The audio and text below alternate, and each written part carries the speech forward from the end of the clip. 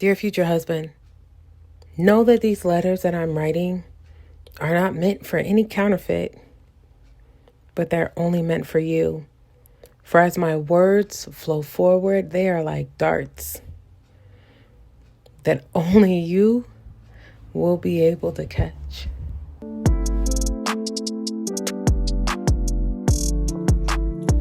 Hey guys, it's Allison, and I am super excited to be here with you today. I want to welcome you to the first ever Dear Future Husband video podcast.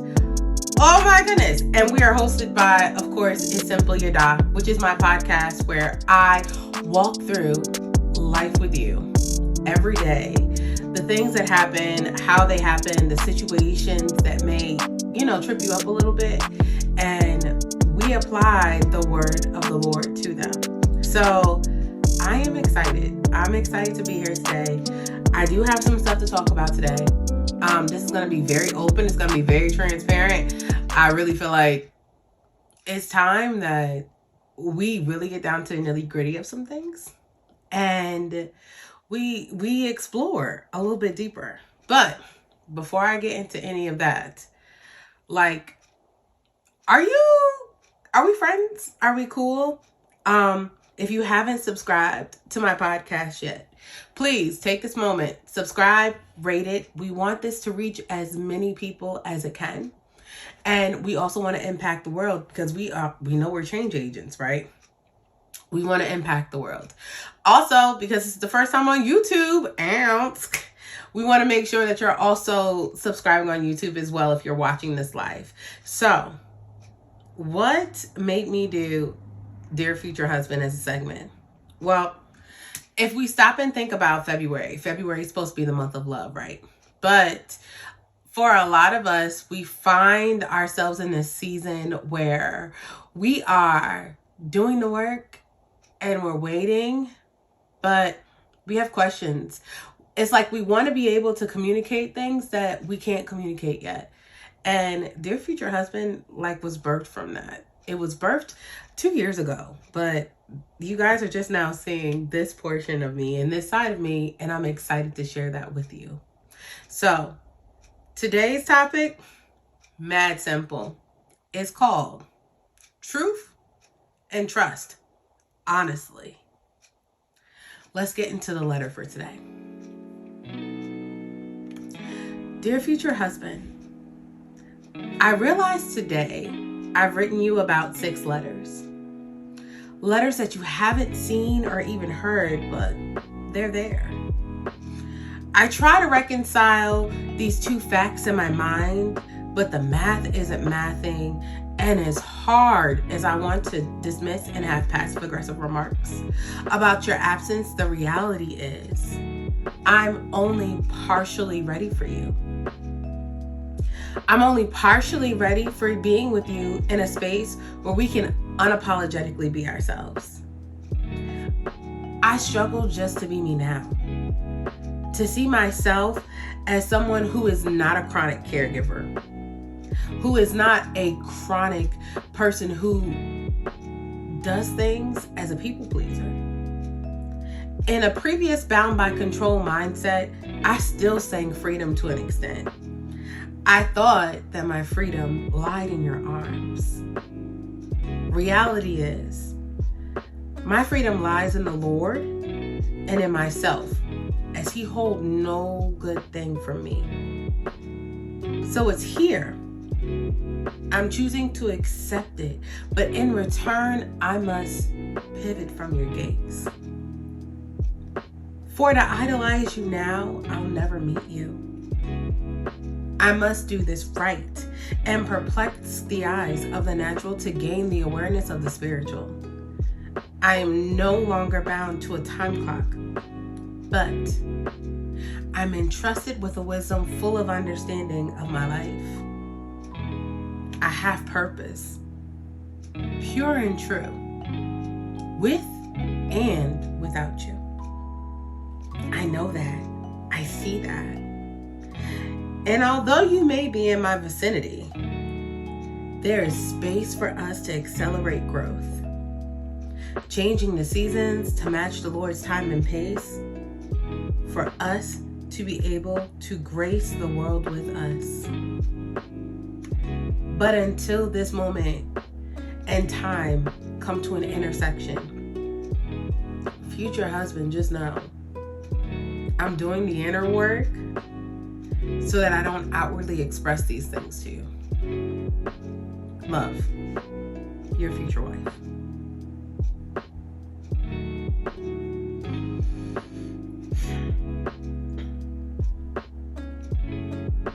That thing, yeah.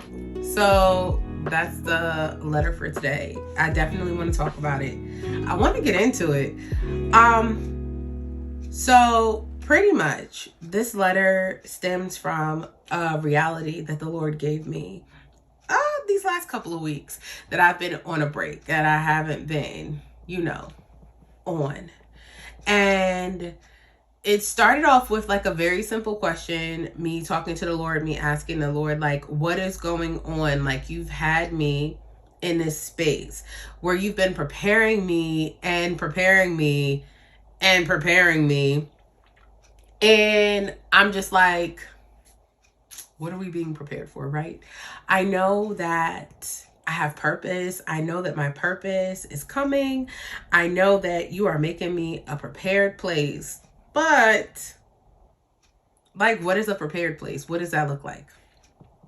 And so the Lord started walking me down scriptures in the Bible and just downloading into me insight and understanding as to who he has called me to be and what that's going to look like for me, right? And he took me to Esther. And in the book of Esther, it talks about how Esther was this great woman and how she married the king. And in the process of her marrying the king, she was able to save her people.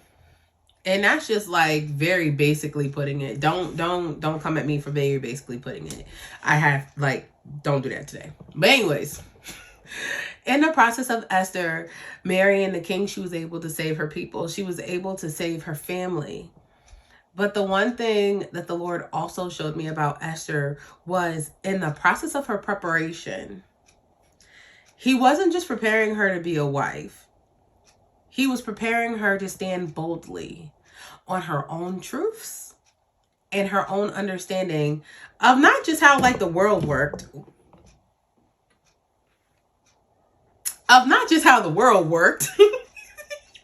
but also about how her life was going to work, right? I think that sometimes we get caught up looking at the bigger picture. We get caught up thinking about how what we're doing is going to impact the world. And we sometimes miss how what we're doing is going to impact us. How what we're doing is going to be the trendsetter for us and for our families and what that is going to look like. So I said, okay, Lord, where are you going with this? I see how what I do or what I will do affects the world. But he said, how is it affecting you now? And when I stopped and I looked and I realized that what I'm doing right now it's not affecting me the way that it should be. It's not the way that I'm treating myself, the way that I'm doing things. It is not showing up as the goodness of the Lord. I will go throughout the day. I will make sure that I get work done. I will make sure that I am planned, I'm disciplined, and I'm processed. But I may forget to eat. And it's not showing the goodness of the Lord. Or I get so hyper focused on something where I get stuck on this one thing and I may forget to take care of me. And the Lord is like, how can I make you a prepared place for somebody else when you're not even a prepared place for yourself? And that, ladies and gentlemen, that was the ouch moment. It was a heavy ouch moment. And it definitely took me some time to sit and think about and process out like what it is I expect to accomplish if I'm working myself up or I'm preparing myself for someone and I'm not prepared for me, or I miss me trying to see somebody else. And so I had to stop and ask myself why, why intrusively was this an issue? And what the Lord brought to my understanding was that I'm struggling with trusting, right? And it's not any regular trust that I'm struggling with. I'm literally struggling trusting the Lord because I've tried to take things on my own in the past. And because of my own areas or blind spots, I have been in situations where trauma has been created. And these are areas where I'm like, no, Lord, me and you done dealt with this. Like, we done did all of this stuff. And the Lord is like, you're right. We did do the work. But did you release the trauma? Can you honestly say, sitting here right now, that you trust me? And after I sat there for a very long time, I realized I don't.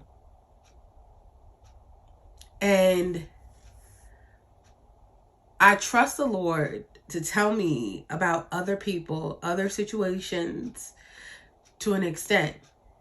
But when it comes to me personally, I used to struggle, because I'm going to put a past tense on that thing because we're working through it. I used to struggle to trust the Lord with anything concerning me, anything concerning my life, anything concerning where he was shifting me to. I struggled to trust him with that. And so it really made me think, or ponder at least, if my faith was as strong as I said it was. And how I could repair my trust issues with the Lord if I didn't even really know where to start. And so this became crucial because, I want to talk about love. I want to write these letters. I don't even want to real talk. I want to give my husband these letters, but in two ways. I can't expect to physically trust a man when I can't even trust my creator, my provider, my bright and morning star. The person who never lets me down, the person who never drops me. I may put myself in situations where, because I'm in control, I get dropped. But I can honestly say that the Lord has never dropped me. Never, ever, ever. So it's how do I work past this trauma? How do I work past these trust issues that are now triggering wants and desires that now seem not as realistic as they seemed last week for me? And how can I deal with or fight against the bitterness that's coming or the frustration that's coming? Because in my mind, on my time clock, I feel like my husband should be here. And he's not. Well, at least not in my face. How do I reconcile this, right? How do I reconcile this? And the Lord literally told me, it begins with faith.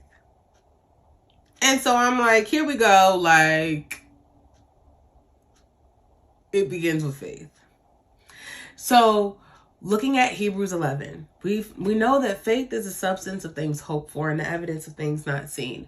But I don't think that we realize that when we talk about faith being the substance of things hoped for,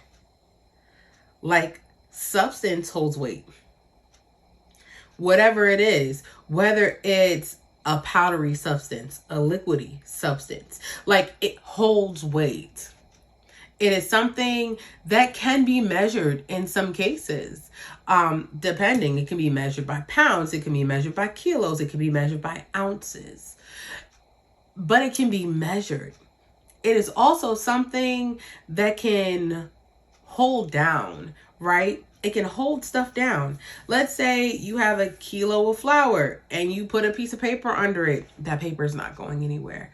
Or you have an ounce of water, right? And you put a thumbtack under it.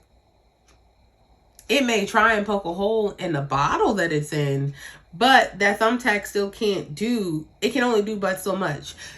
A substance, like you can be crushed under substances, or you can be held up on top of substances. So it's like my faith will either crush me, and sometimes it does, like especially when the Lord is bringing you to a new level of faith. Like sometimes you will be so uncomfortable that the crushing of that uncomfortability is what produces the new level of faith, where you're just like, okay, I see you making it work. Like it doesn't make sense. It's not clear. I'm super uncomfortable, but I'm going to do it.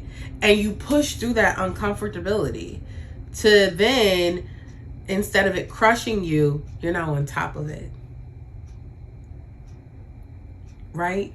So it's like, I can either allow my faith to push me to the next level through a process of crushing and tears and crying sometimes, or I can not let my faith do anything and hope and pray that it keeps its substance or that it keeps its weight. Like, faith is a muscle. If we don't exercise it, it's just like any other muscle. We're going to struggle with it. So when was the last time that you exercised your faith muscle? Like, when was the last time that you can honestly say that that one thing that you want, you put it in the hands of the Lord and you left it there? And the trauma that came with it, the pain that came with it, you chose not to own it, but instead you chose to submit it to the Lord. And in the process of submitting that thing, you set your delights on the Lord so that it didn't have any room to come back. Because, like, I ain't even gonna hold you. I don't know about any of y'all, but sometimes, you know, like sometimes I like to pick things back up even after I've dropped it. I used to, at least. I don't do that no more. But sometimes just a feeling or a familiar feeling of, yeah, that hurt me, but I understand that feeling, may be better to some of us than the unfamiliarity of, oh, I'm healed, oh, I'm whole. So we pick it back up and we try to live with it for another day. But how can we move forward? Like, how? So the Lord definitely told me that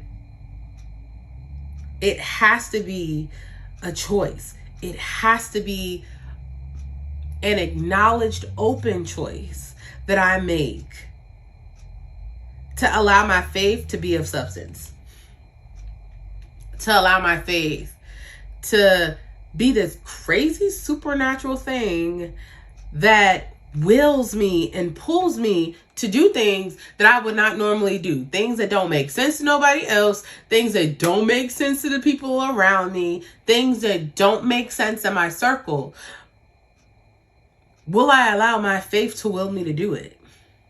Will I allow my faith to will me into complete wholeness? Doing the work, having the conversations, having the funerals even. Because sometimes those things that need to die, like we need to have funerals for them. Having funerals and grieving those times and moving forward.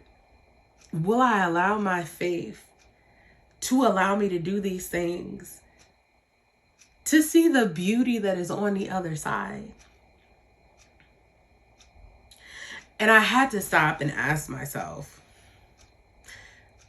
Even though it's new, even though it's different, is it fearful because I don't know who I'm going to be on the other side? Or is it fearful because I know this is what the Lord has been beckoning me to? And this level of trust I've never had for any physical person. And to give it to somebody who I don't know and pray for the best, even though he has the best track record ever. Is it worth it? Can it be worth it? Can I hold myself to a standard so that my faith and discipline and work all come together to create this beautiful trifecta of getting over it? And if I don't, let's say the Lord allows me to meet said husband, how would this affect him? Like, how would my past traumatic experiences affect him? More importantly, how would my past traumatic experiences affect the relationships that are coming forth now? More importantly than that, how would my past trauma continue to trigger me when taking care of and dealing with me? I can choose to stay, or I can choose to be engulfed in the love of the Lord and to allow him to take these things that I think I needed and turn them into what I actually need. So even though I definitely want to be a prepared place for my husband, I have to be a prepared place for me first. I have to be able to walk myself with the help of the Lord. And a therapist if you need it, okay? Like, come on. Walk myself through some much needed healing. Walk myself through some much needed deliverance. And if you can't walk yourself through it, like, there are people who can walk you through it. There are people who have been placed on this earth to walk you through the deliverance that you need so that you can be properly filled with the Holy Spirit. Because what is this life if we don't have support? What is this life if we don't have answers to certain things? We won't have answers to everything. But the Lord has sent the Holy Spirit to be the answer to us, to be a comforter to us, to assist us. And then if we don't use it, then what are we doing? So as I wait, I wait for the Lord to show me what's next for me. I wait for the Lord to show me where I'm at. I'm listening to him help me discern the times and seasons so that I can heal for me. I can show up like authentically. But at the same time, I can still breathe. Because another thing trauma will do to you if you don't deal with it is it will take your breath. It'll take your breath when you're trying to push through. It'll take your breath when you are against a wall. It'll take your breath. And then you'll sit there and you'll be like, what is going on? I don't understand why I can't feel myself. Like, why I can't hear myself. Why I can't make a noise. And that's just because you don't have the breath to support the sound. This was meant for somebody other than me. And whoever you are, just know that you can have your breath back. You can have your breath back and not have to deal with the trauma that tried to take it. You can have your breath back and be transformed and renewed and restored. You don't have to wait. You don't. And I pray you don't wait, but instead explore. So, until next time, my loves, stay great, stay beautiful, and just know that as long as you are walking on this road, you are going to find purpose and love. And in this season, we definitely going to talk about love and some other stuff. But we can't talk about love for others until we deal with love for ourselves. So, let me know in the comments how you plan to love on yourself this week. And until then, later, beloveds.